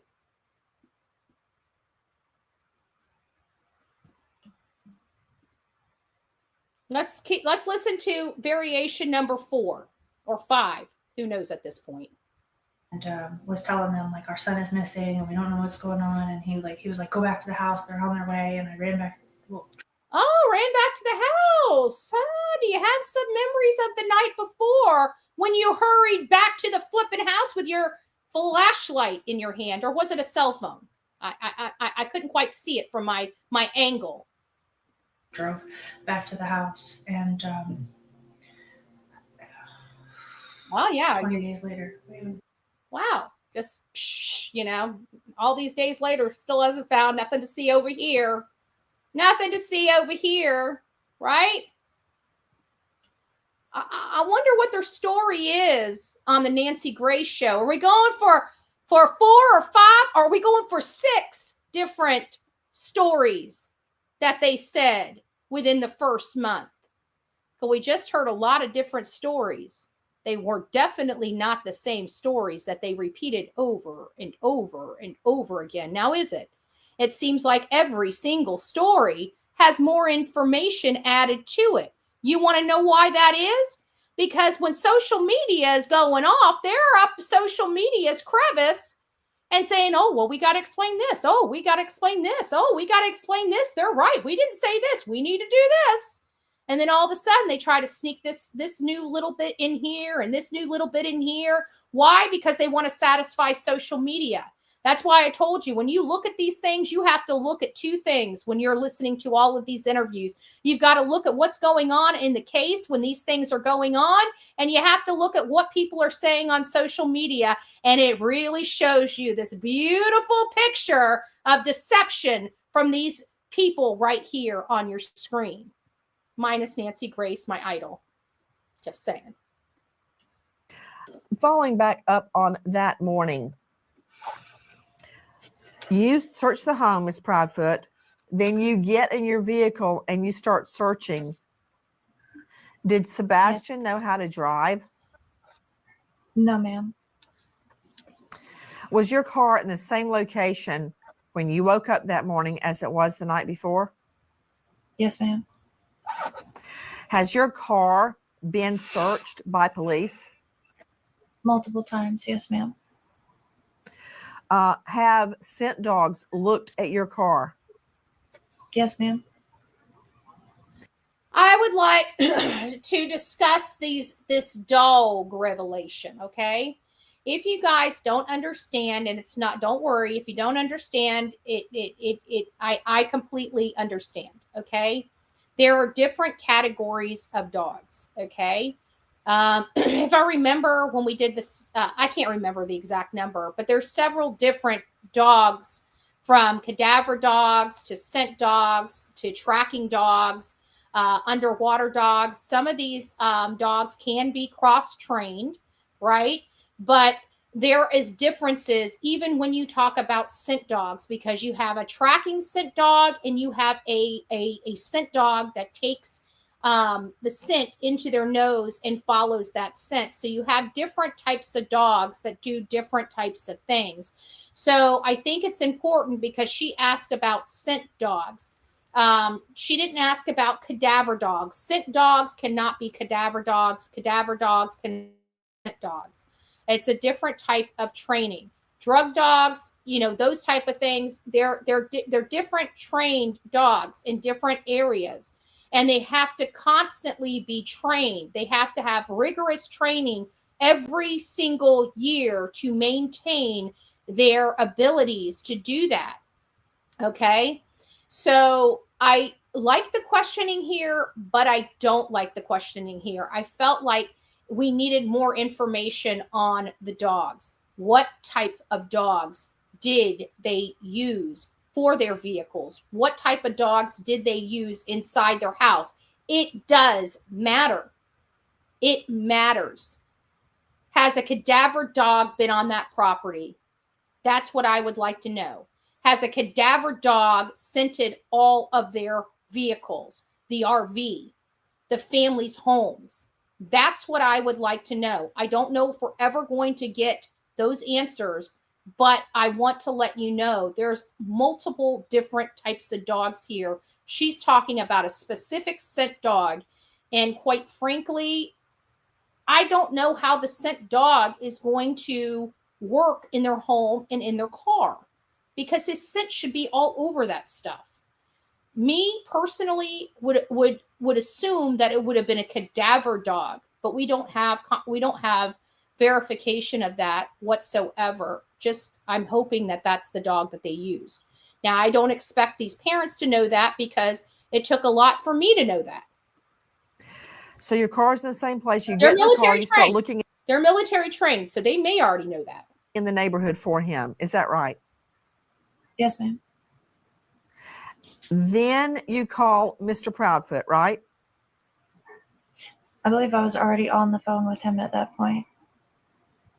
Okay. Question: who called 911? I did. The lie detector test determined you are a liar. Bullshit detected. Take precautions.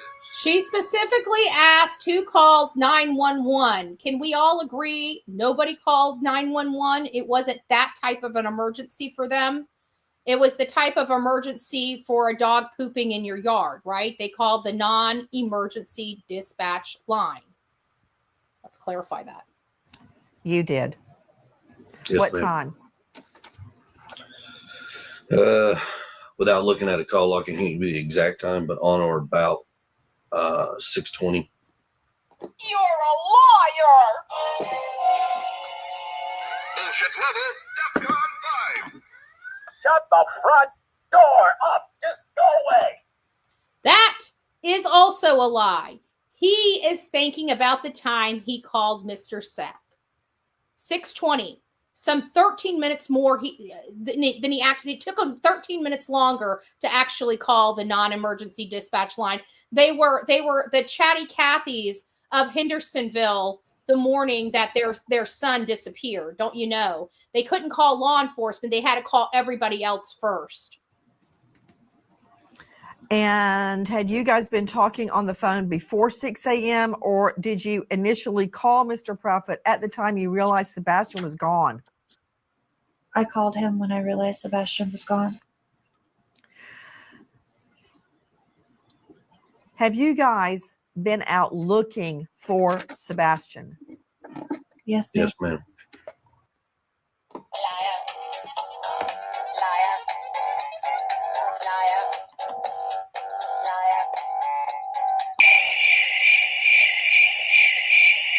Where were they looking for this child? Under their couch? In their cupboards? Were they looking for him in the pantry? Maybe the garage. Maybe under one of their parked vehicles in the garage. Maybe that's what it is. We seem to hear that he likes to hide under people's cars, but yet we don't know anything about that, which tells me they also kept that incident under wraps from everybody. What forced that boy out of the house to be so terrified he hides under a neighbor's car? Nobody wants to talk about that, huh? Nothing to see over here, y'all. Nothing to see over here.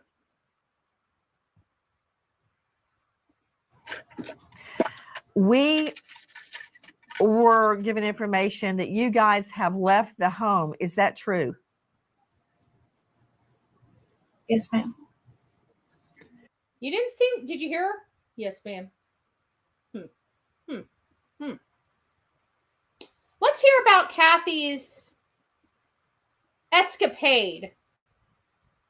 Let's talk about Kathy's escapade. I don't want to see that asshole's face. We'll see Miss Bobby's face. Let's listen about the escapade. You know, we want to hear, what happened. How did Katie leave, right? How did Katie leave? In a trailer spot, right? Did she leave the house and really go search the whole area for her son? Let's listen. Like what you know or what you heard. When was Katie driving around in her SUV? Like a time frame? Like when do you think she was driving around in her SUV looking for Sebastian, like she claims? Right. So there's so many different things here because the neighbor that I actually spoke with, that I'm friends with, she's the one that has the camera on the corner of Stafford and Kellen. And I'm not going to mention her name, but she's the one that the camera footage got leaked without her knowledge and her permission that everybody has seen. But I've directly spoken with her. And then I also have directly spoken with a couple other neighbors that live very close to the Proudfoot's house.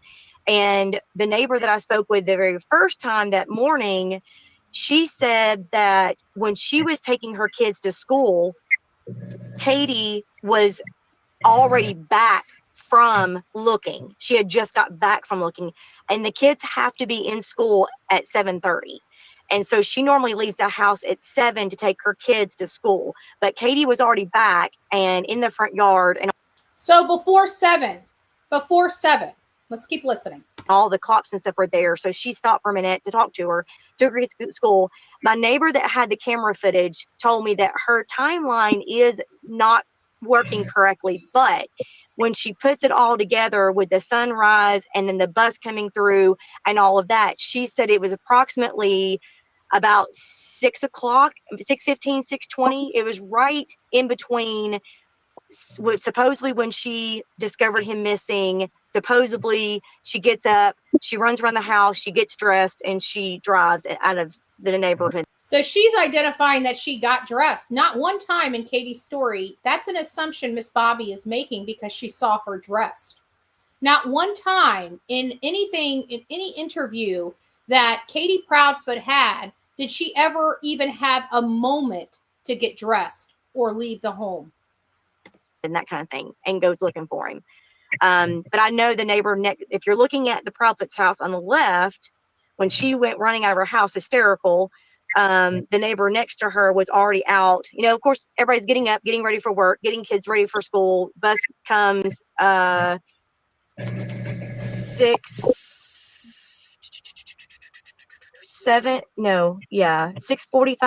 6:50-ish. 6:45, 6:50. It's been a long time since my kids have ridden the bus, so I have to really think about that one. But it's definitely before 7 because the kids have to be in school in class by 7:30. And we're the last pick up before he actually goes to school because we're right next to the school.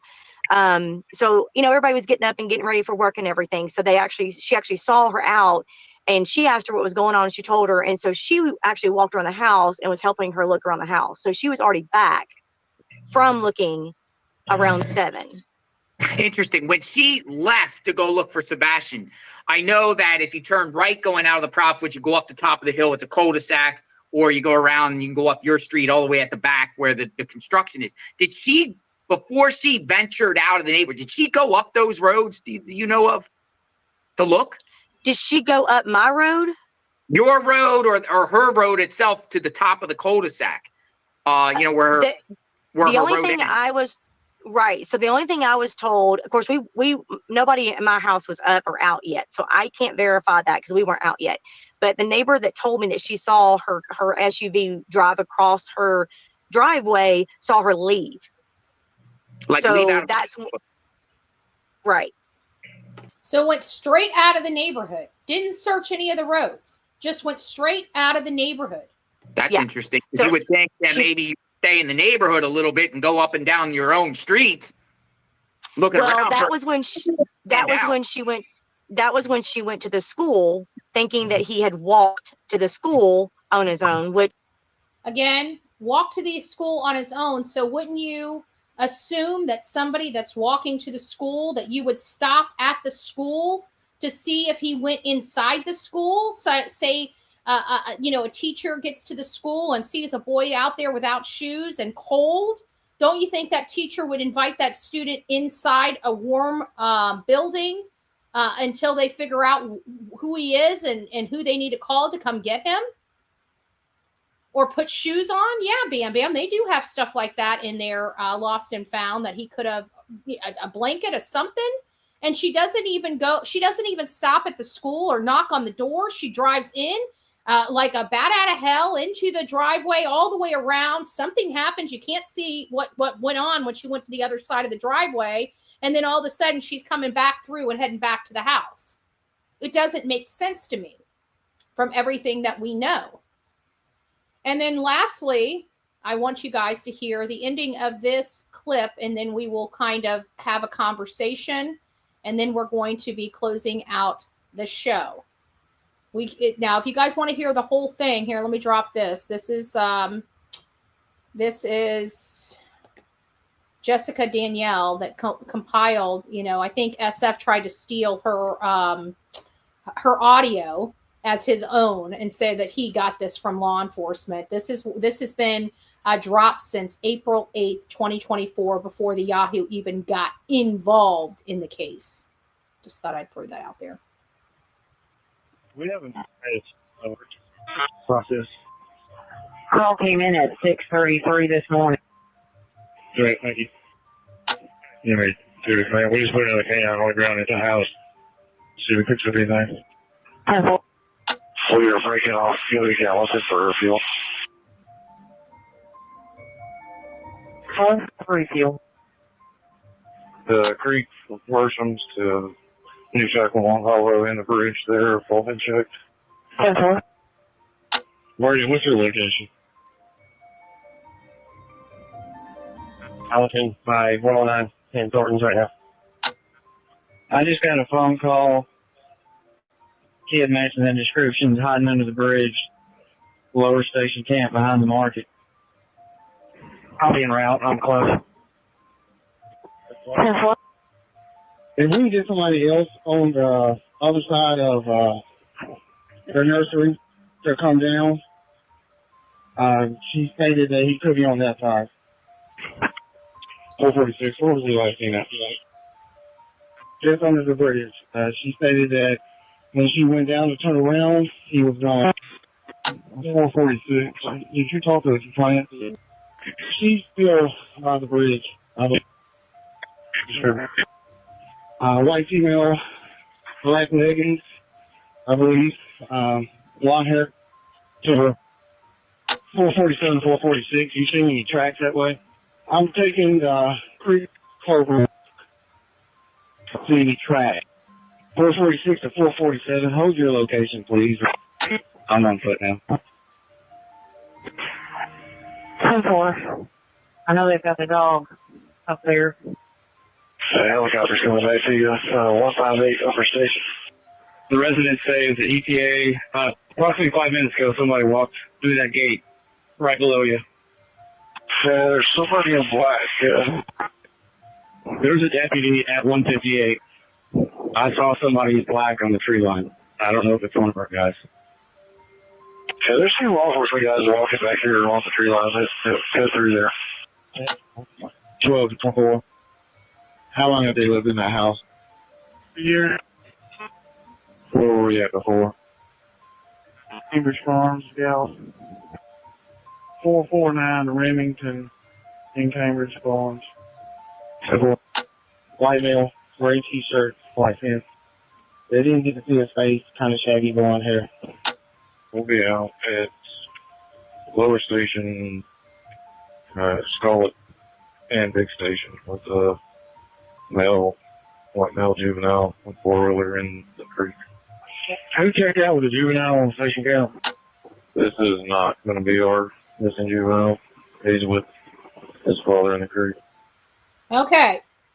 So a lot of people said that Sebastian was seen that morning. Those were cleared. Those were cleared.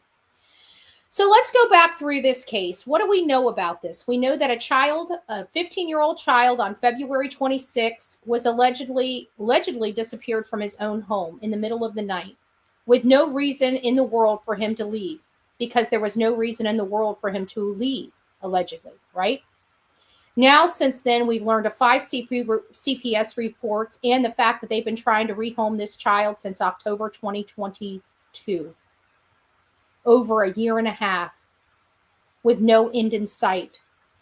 This child was, in Chris's mind, ruining their relationship. He had told several people that him and Katie were over. He was done. Prior to this happening, he was done with the marriage. He had one last hope of reaching out to Seth and asking him to please take Sebastian. He had finally been approved 2 months after that to be online schooling while he did some therapy, which would be like 8 hours a day at either the case worker or the physician would come to him, or the whatever medical person would come to him to the house, or he'd have to go to an office, right, and do the therapy there. So that was supposed to last while he started getting regulated into the regular schools there in Clarksville. And shortly before he was supposed to go into his father's custody, he just so happens to disappear.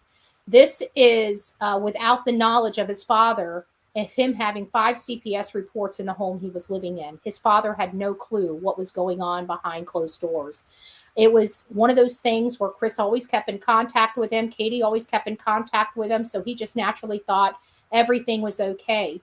He knew that Chris was very strict on his son, wanting him to wear diapers even when he was at his biological father's house. Chris was trying to control what Sebastian could and could not do, even when in the care of his biological father.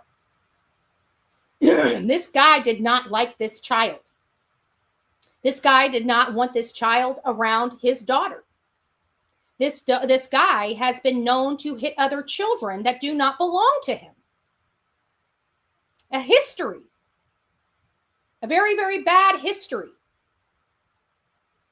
So the next time somebody wants to come barking up my tree and tell me that there is no evidence, you tell me why they can't keep their story straight. You explain to me how this child got out of a home without nobody knowing about it, yet there is an electronic lock on his front door that makes a lot of freaking noise, especially when there's not a sound in a house because everybody is sleeping. I don't know one mother that doesn't know the sound of their door being opened.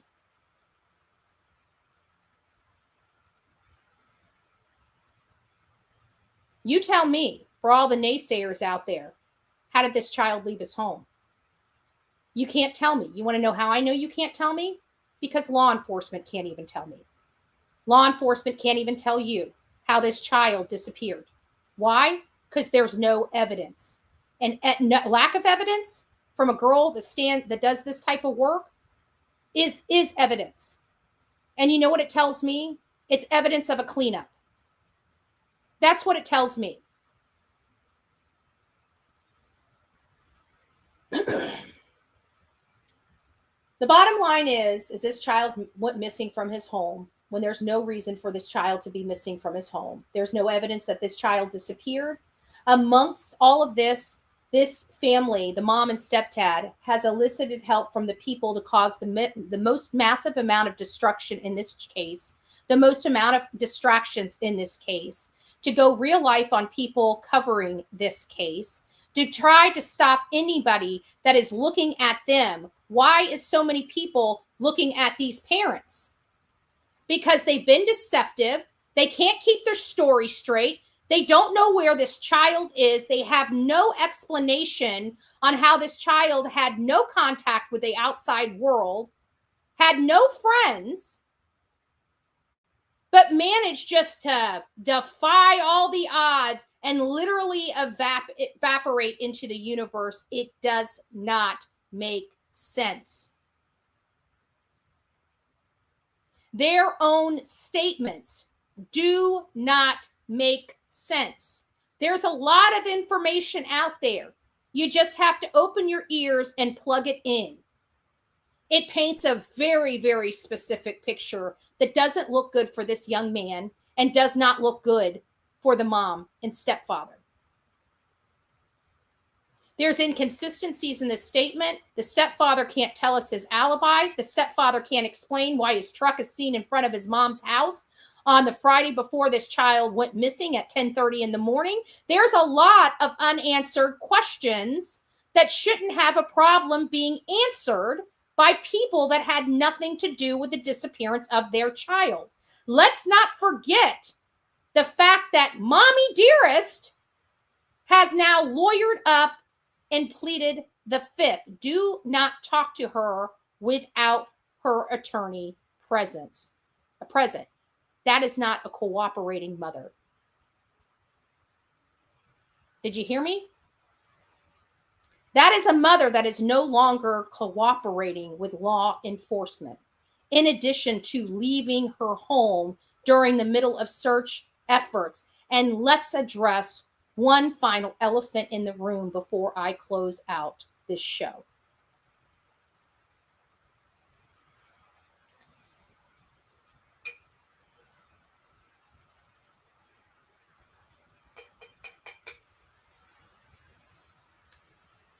Explain to me why a mother would leave their home in the middle of search efforts and cite it's from harassment. How about all of these people online, on social media and otherwise, saying that the mom and stepdad won't give an interview because they will be torn apart? What do they do to Seth every time he speaks? What do they do to Seth every time he gives an interview? What do they do to him? Don't they criticize him, mock him, call him a pedo, call him a child abuser, call him all the horrible names in the world? Don't they do that to Seth? Now, let me ask you, now that you guys acknowledge they do that to Seth, can you explain to me why Seth isn't running away with his tail between his legs? Why is Seth still searching for his son? Why has Seth not run away from home? Can somebody explain that? It's not like Seth hasn't had people creeping by his home. It's not like Seth hasn't had the whole world of this angry mob rain down on his head each and every time he comes live or opens his mouth. Can you guys explain to me why Seth can manage to do an interview with all the harassment and chaos that they put onto him? But the mother, the one that gave birth to this child, is running away with her tail between her legs in the middle of search efforts? Somebody make it make sense for Bullhorn Betty, because this doesn't make sense to Bullhorn Betty. Let's not forget, couldn't go to a vigil, or no, was shopping for a motorcycle to go to a motorcycle rally with little Miss Duchess and her beau. Little Miss Duchess, little more involved than she wants anybody to believe. Maybe that's the reason why she kind of started taking a back seat in this case. She realized she done effed up. Oh, yeah. Oh, yeah. Oh, and hey, Duchess, I just wanted to make sure you got that same little finger you gave me, Bullhorn Betty. I just wanted to make sure you got it right back, because you'll never see me going to a motorcycle or partying down with any parent that could have done something to their child. You piece of shit. Let me not hold myself back. How dare her? How dare her? Her being up on her platform acting like she cares, and she's there partying with the mom and stepdad of a missing child at a freaking motorcycle rally? Have you lost your damn mind, lady? Idiots. Idiots. All right, guys, that's all I got for you today. I hope you learned something. I could have went a little more Bullhorn Betty, but I decided to refrain just ever so slightly for your viewing pleasure. For your viewing pleasure. Guys, thank you. Holy smokes. Thank you all that came here. Thank you for helping me raise my money for my attorney. Dun, dun, dun, dun, because they suck it all out of you. And please don't forget, obviously this is something that's going on in my world. One way or another, we're going to pull through this. And I just thank you all for supporting this cause, because in all fairness, it was wrong what they did, and they're abusing the process, right?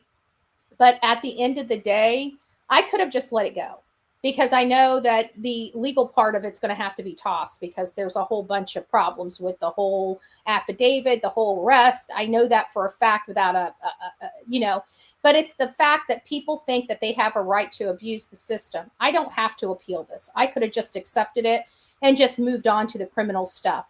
But I will be damned if somebody is going to lie under oath and make the justice system something that I have spent my career upholding, I have spent my career believing in, and I'm going to be damned if somebody is going to take that. Somebody is going to destroy that, and somebody is going to manipulate a situation that puts them in a better light when they are the ones that should be behind bars. Never mind the fact that they lied under oath. They said I threatened them with a knife and a machete. I have asked here for several months for somebody to produce the proof of their affidavits, and not one person from the hate channels or otherwise has ever been able to make me eat my words. Not one in all these months. So I'm still going to challenge those people that want to talk shit about me. Produce the receipts of my threats to Kathy Bauer Socks, Terry Bauer Socks, Katie Proudfoot, or Chris Proudfoot. Not one person will ever be able to produce that. You know why? Because it never happened. They lied under oath. That's why I'm fighting back so hard. That's why I'm fighting back so hard. So I do appreciate all your love and support, and thank you guys, because like even this, $2, that means the world to me, right? Because we are a dollar will do channel. We are a dollar will do channel. If everybody contributed $1, we would be so far, and people have. Thank you. Thank you. Thank you. All of you. Thank you. I appreciate it. I look at all this. This is love. I appreciate you guys. I appreciate you guys doing this, and I hope you guys know this means more to me than you could ever. It's only $2 to you guys, but it's the world to me. So I do appreciate it. As a mom who says, where the F is my son? Where are the streaming tears? My whole face would be, we know that. We know that. Feisty Mama, same here. Let's not forget, couldn't go to the vigil. Went motorcycle shopping for one of the vigils. The other vigil, they didn't show up to any of the vigils. And the one that was specifically for the animal, the rescue ride, that was going to be a fundraiser in Sebastian's honor, his piece of shit mom and stepfather decided to have me arrested in a coordinated attack, secret mission attack, where they had their camera buddies sitting there waiting for the arrest so they could smear me on all these platforms over lies and perjury. That's why I'm fighting back. So again, guys, I really do appreciate each and every one of you for all of your love and support. And I thank you. And you will never, oh, good gracious. Thank you, guys. Oh my goodness. Thank you, Outer Banks. I do appreciate it. All the love and support. Thank you, guys.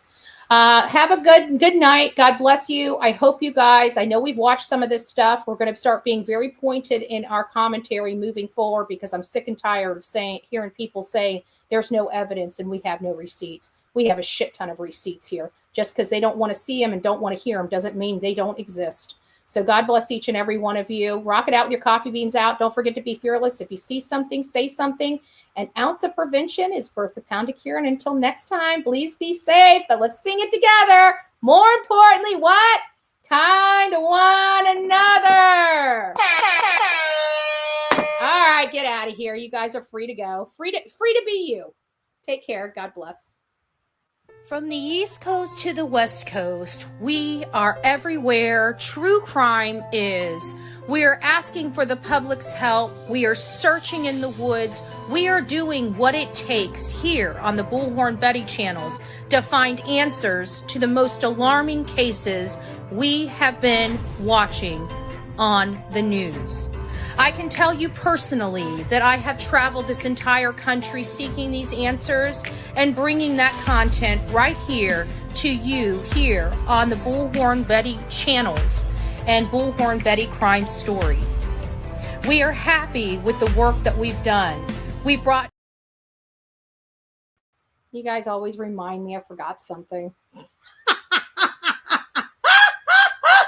The damn poll, lady. Can't you remember you set up a poll on every freaking show and you forget it on every freaking show? My shortcomings are glaring at times. I get it. I get it. Where's my poll? Why isn't my poll popping up here? Oh, wow. We got a long ways to go. I haven't been on this side in a little while. Can anybody else see the poll? I haven't seen the poll yet. Okay, now it's starting to roll. Hold on. It's just rolling up on me back here.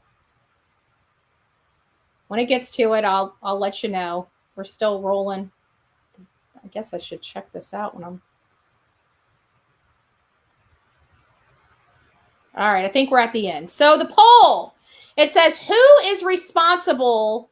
I meant for Sebastian being physically removed from the house. Who was the one that physically removed Sebastian from the house? Because in my opinion, with everything I showed you and presented, he didn't walk out. So 45% believes it was Chris, 31% believes it was Katie, and then it goes down into the teens. Unknown third party at 12% and Seth at 11%, and that was out of 786 votes. So the heat is still on for the mom and stepdad. Predominantly, people believe the stepfather is the one that covered up this crime. All right, guys, rock it out with your coffee beans out. We'll see you on the flip side. Hey, guys, Bullhorn Betty. I have breaking news for you. From the East Coast to the West Coast, we are everywhere true crime is. We are asking for the public's help. We are searching in the woods. We are doing what it takes here on the Bullhorn Betty channels to find answers to the most alarming cases we have been watching on the news. I can tell you personally that I have traveled this entire country seeking these answers and bringing that content right here to you here on the Bullhorn Betty channels and Bullhorn Betty Crime Stories. We are happy with the work that we've done. We brought many answers to the public, and we have defied mainstream media in our pursuit of the truth in these cases. We will continue to work, we will continue to fight for these victims, and we will continue to tell their stories here on my channels. Welcome to the Bullhorn Betty brand of channels and the Coffee Club. Thank you for your love, thank you for your support, and more importantly, thank you for allowing me to bring these victims' stories to each and every one of you, advocating for each of these victims. God bless you. God bless America, and more importantly, God bless our victims.